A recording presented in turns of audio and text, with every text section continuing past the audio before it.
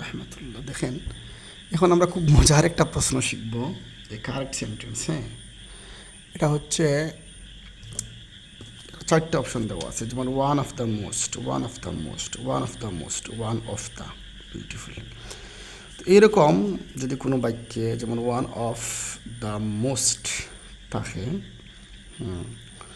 তো one of the most থাকলে বা তারপরে যেই নাউনটা থাকবে সেটা হবে বহুবচন, এবং যে বারটা থাকবে সে বারটা হবে কি একবচন বা আমার সিঙ্গুলার। তো এই ক্ষেত্রে এ হচ্ছে কারেক্ট। কেন? One of the most, beautiful হচ্ছে মানে সুন্দর, আর কি এটা অ্যাডজেক্টিভ, আর মোস্ট হচ্ছে সুপারলেটিভ ডিগ্রি। গার্লস, এই দেখেন, গার্ল একবচন, গার্লস বহুবচন।